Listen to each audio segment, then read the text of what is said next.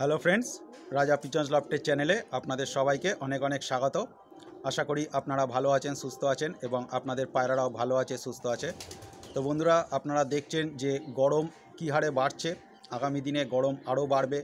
তো আপনারা আপনাদের পায়রাদেরকে খুব সাবধানে রাখবেন, কারণ এই গরমে পায়রা যদি একবার অসুস্থ হয়ে পড়ে তাহলে সেই পায়রাকে রিকভারি করা প্রচণ্ড চাপের হয়ে যাবে আপনাদের পক্ষে।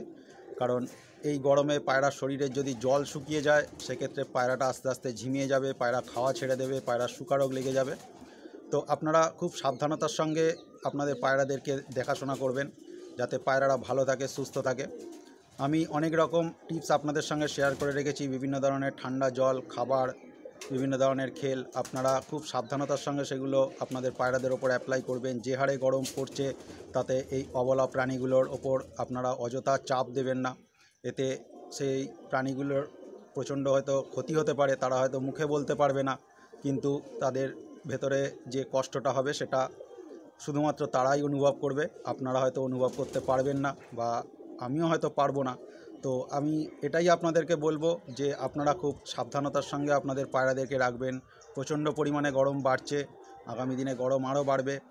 তো আমি আজকে যে ভিডিওটা আপলোড করছি সেটা কোনো রকম কোনো সামারের টিপস নয়, এটা বলতে পারেন যে পায়রাদেরকে সুস্থ রাখার ছোট্ট ছোট্ট কিছু টিপস আমি ভিডিওর মাধ্যমে আপনাদের সঙ্গে শেয়ার করব, আগামী দিনেও করব।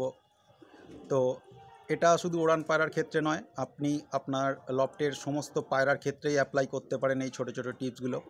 এতে আপনাদের লফটের সমস্ত পায়রারাই ভালো থাকবে, সুস্থ থাকবে, তাদের শরীর ভালো থাকবে, সুস্থ থাকবে।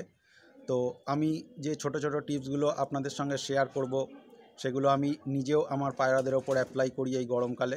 তো সেগুলোই আমি আপনাদের সঙ্গে শেয়ার করব যাতে আপনারাও আপনাদের পায়রাদের ওপর অ্যাপ্লাই করতে পারেন এবং আপনাদের পায়রারা যাতে ভালো থাকে, সুস্থ থাকে।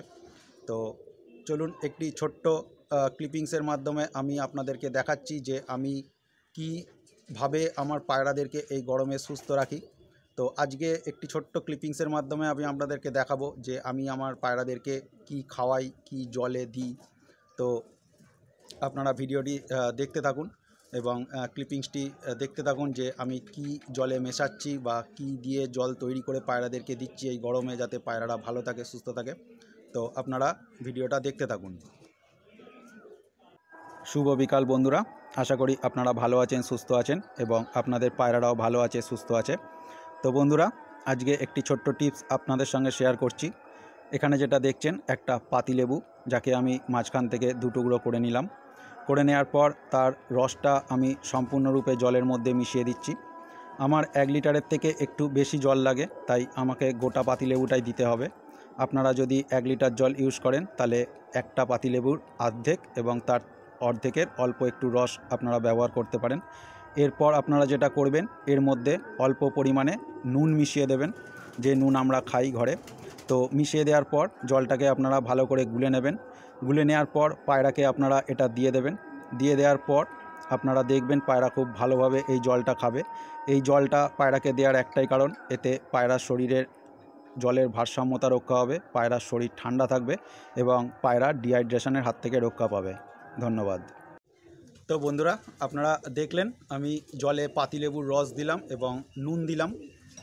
এটা দেওয়ার একটাই কারণ, আপনারা হয়তো অনেকেই ইউজ করে থাকেন বা অনেকে হয়তো করেন না, জানেন না।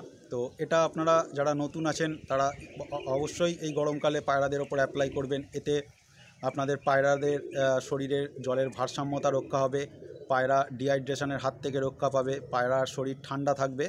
তো আপনারা এই ফর্মুলাটা অবশ্যই পায়রাদের ওপর অ্যাপ্লাই করবেন।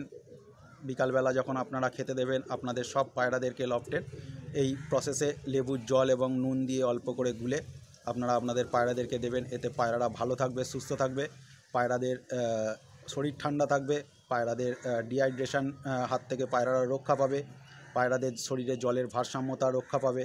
তো এই প্রসেসে আমি আমার পায়রাদেরকে সুস্থ রাখি গরমে। তো আগামী দিনে এরকম আরও ছোটো ছোটো টিপস আমি আপনাদেরকে দেব, যাতে আপনাদের লফটের সমস্ত পায়রারা ভালো থাকে, সুস্থ থাকে।